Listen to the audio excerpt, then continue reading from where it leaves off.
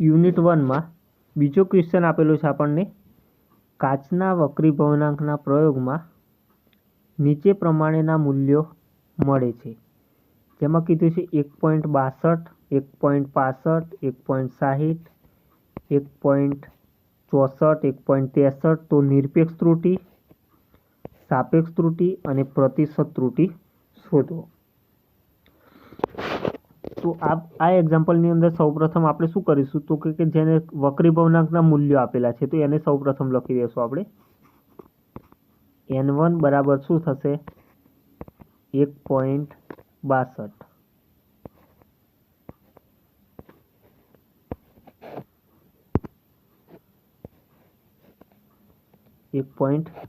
થશે.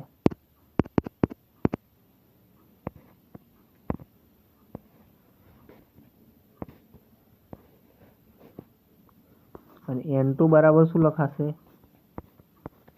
તો કે 1.65. n3 બરાબર લખાશે 1.60. અને n4 બરાબર લખીશું 1.64 એટલે કે 1.64. અને n5 બરાબર લખીશું આપણે 1.63 થશે, 63 થશે.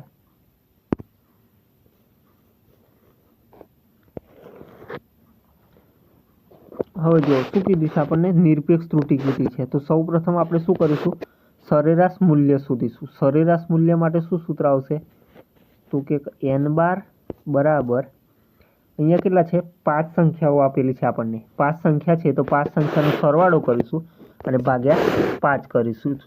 એ થશે આપણું સરેરાશ મૂલ્ય થશે. n બાર બરાબર શું થશે, n1 plus n2 plus n3 plus n4 plus n5 ભાગ્યા 5. હવે જો n1 કેટલા છે, તો કે 1.62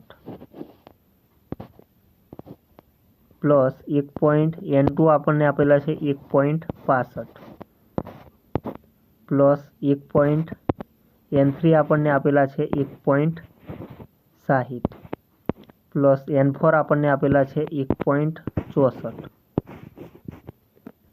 પ્લસ n5 આપણને આપેલા છે 1.63 અને ભાગ્યા કરીશું આપણે 5.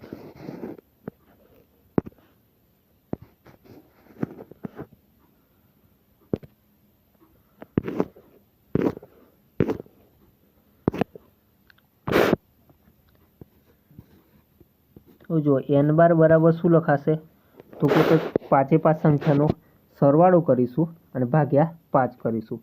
સરવાળો આપણને મળશે 8.14 જેવો સરવાળો મળશે આપણને. 8.14 એનો સરવાળો થશે ભાગ્યા 5.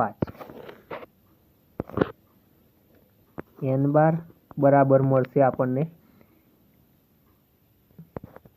1.62 મળશે. આ મળશે આપણને સરેરાશ મૂલ્ય. હવે શું કરવાનું છે, આપણે નિરપેક્ષ ત્રુટિ શોધવાની છે. તો દરેકની આપણે નિરપેક્ષ ત્રુટિ શોધીશું. વક્રીભવનાંકના જે મૂલ્ય આપેલા છે આપણને 5 મૂલ્યો, તો દરેક માટે આપણે નિરપેક્ષ ત્રુટિ શોધીશું. એમાં પહેલા માટે નિરપેક્ષ ત્રુટિ શોધીશું આપણે ડેલ્ટા n1 બરાબર થશે n bar minus n1, n bar minus n1 થશે. તો n બાર કેટલો છે, 1.62 છે. n બાર છે 1.62 અને n1 કેટલો આપેલો છે આપણને,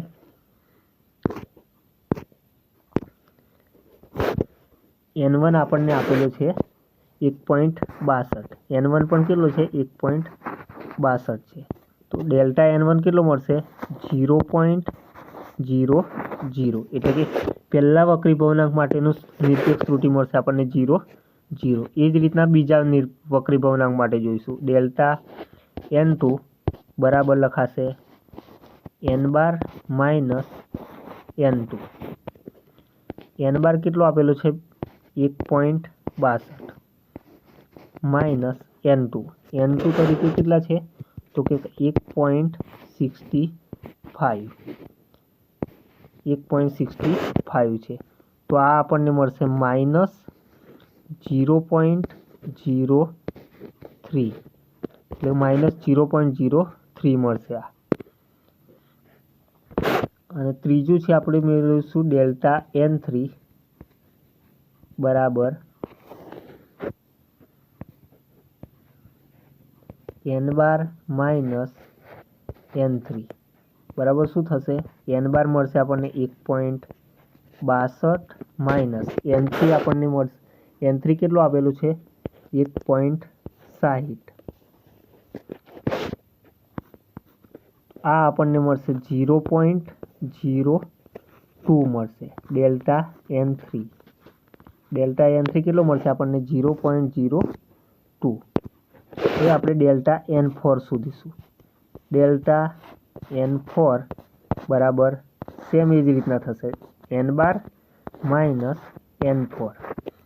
એન બાર કેટલો છે? 1.62 માઇનસ N4 આપણને કેટલો આપેલો છે? તો કે 1.64 આપેલો છે. તો આનો તફાવત કેટલો આવશે? માઇનસ 0.02. એટલે કે ડેલ્ટા N4 મળશે આપણને માઇનસ 0.04.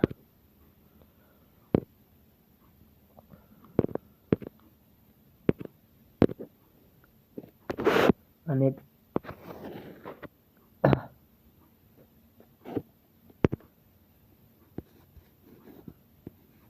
ડેલ્ટા N5 બરાબર થશે એન બાર માઇનસ N5. તો એન બાર કેટલો છે? 1.62 માઇનસ N5 આપણને આપેલો છે 1.63. તો આનો જવાબ મળશે આપણને માઇનસ 0.01 મળશે. એટલે કે ડેલ્ટા N5 મળશે આપણને 0.01. આ મળી ગઈ આપણને નિરપેક્ષ ત્રુટિ મળી ગઈ. આ શું મળ્યું છે આપણને? નિરપેક્ષ ત્રુટિ. હવે શું શોધવાનું છે? આપણે સરેરાશ નિરપેક્ષ ત્રુટિ શોધીશું. જો આપણને સંખ્યાની અંદર શું કીધું છે? તો કે નિરપેક્ષ ત્રુટિ અને સાપેક્ષ ત્રુટિ કીધી છે. સરેરાશ નિરપેક્ષ ત્રુટિ શોધવાની કીધી નથી. પણ આપણે શું કરીશું? સરેરાશ નિરપેક્ષ ત્રુટિ મળશે તો જ આપણને સાપેક્ષ ત્રુટિ મળી શકશે. એટલા માટે આપણે સૌપ્રથમ શું કરીશું? સરેરાશ નિરપેક્ષ ત્રુટિ શોધીશું.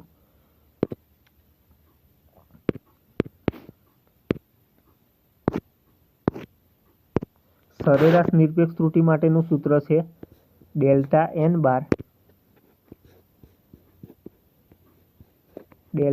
N બાર બરાબર માનાંકમાં ડેલ્ટા N1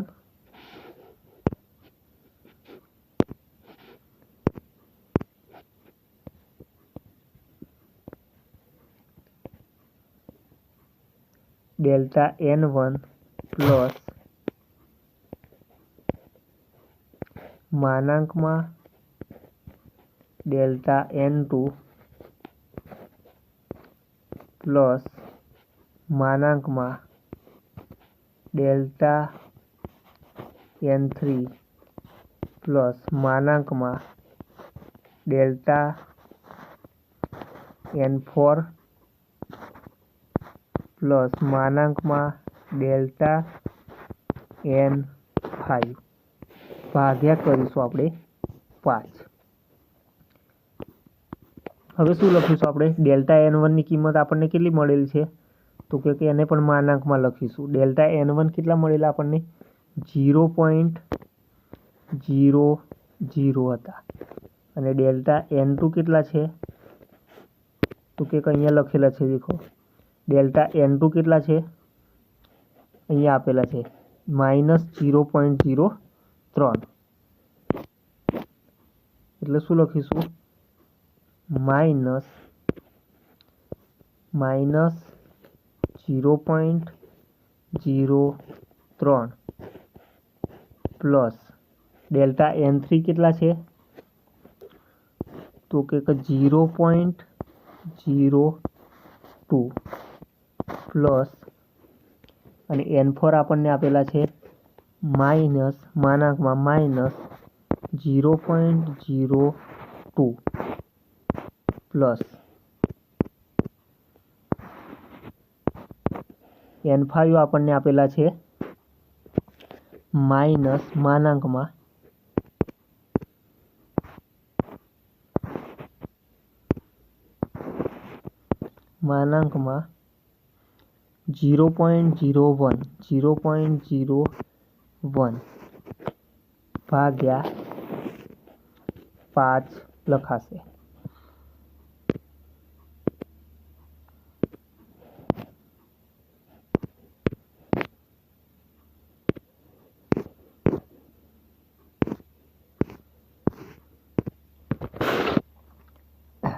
હવે જો નેક્સ્ટ સ્ટેપની અંદર શું કરીશું આપણે ડેલ્ટા N બાર બરાબર. હવે આ સ્ટેપની અંદર શું કરીશું તો આગળના સ્ટેપમાં જે માનાંક હતો તેને આપણે હટાવી દેશું. માનાંકને હટી જશે તો જે માઇનસ સંખ્યા હતી એ શું થઈ જશે પ્લસ થઈ જશે, એટલે કે ધન સંખ્યા થઈ જશે. એટલા માટે શું લખાશે અહીંયા 0.00 ડેલ્ટા N1 કેટલો હતો 0.00, N2 હતો -0.03 હતો તો અહીંયા આપણી પાસે થઈ જશે 0.03 પ્લસ પછી થશે 0.02 પ્લસ -0.02 હતું. N4 કેટલો હતો -0.02 હતો તો અહીંયા શું થશે માનાંક ઘટી જશે એટલે પ્લસ લખાશે 0.02 પ્લસ લખાશે ડેલ્ટા N5 હતો 0.01 ભાગ્યા થશે 5 ભાગ્યા શું લખાશે 5 લખાશે, એટલે કે ડેલ્ટા N બાર બરાબર શું કેટલા મળશે આપણને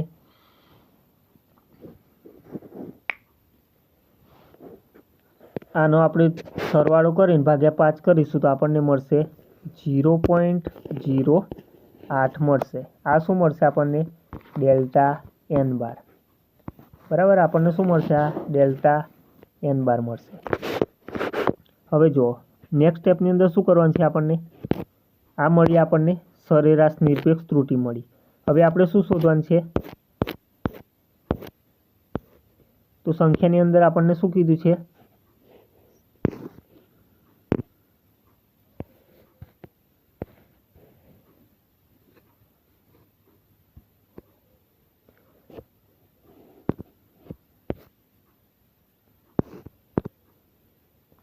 સાપેક્ષ ત્રુટિ આપણને શોધવા કીધી છે.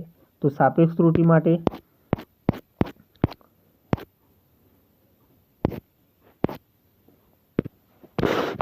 હવે શું કીધું છે આપણને સાપેક્ષ ત્રુટિ શોધવા કીધી છે. સાપેક્ષ ત્રુટિનું સૂત્ર આવશે સાપેક્ષ ત્રુટિ બરાબર ડેલ્ટા N બાર ભાગ્યા N બાર, એટલે કે ડેલ્ટા N બાર એટલે કે સરેરાશ નિરપેક્ષ ત્રુટિ અને સરેરાશ મૂલ્યનો ગુણોત્તર કે જેને સાપેક્ષ ત્રુટિ કહે છે. હવે જો ડેલ્ટા N બાર કેટલા મળ્યા આપણને 0.08 મળેલા છે અને N બાર કેટલા છે તો કે 1.62 છે. 1 કેટલા છે 62 છે. તો આનો જવાબ આપણને કેટલો મળશે સાપેક્ષ ત્રુટિ મળશે આપણને 0.04948 આ મળશે આપણને સાપેક્ષ ત્રુટિ. અને ડેલ્ટા N સંજ્ઞા વડે પણ દર્શાવી શકાય.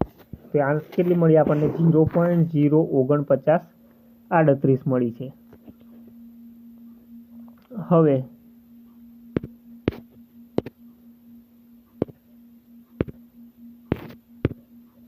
હવે શું કરવાનું છે આપણને પ્રતિશત ત્રુટિ શોધવાની છે. તો પ્રતિશત ત્રુટિ બરાબર શું લખાય? પ્રતિશત ત્રુટિ બરાબર ડેલ્ટા એન ગુણ્યા 100. એટલે કે ટકા હંમેશા શામાં નીકળશે? 100 વડે ગુણીશું તો આપણને ટકા મળી જશે. એટલે કે ડેલ્ટા એન બરાબર શું આવશે? 0. આગળ આપણે જે શોધી છે સાપેક્ષ ત્રુટિ શોધી એ જ લખવાની છે. ડેલ્ટા એન 0.04938 ગુણ્યા 100 લખીશું. તો અહીંયા જવાબ કેટલો આવશે? 4.93%. એટલે કે પર્સન્ટેજ. આ મળી જશે આપણને પ્રતિશત ત્રુટિ. આ શું મળશે આપણને? પ્રતિશત ત્રુટિ મળી જશે કે જે તમને સંખ્યાની અંદર આપણને આપેલી છે.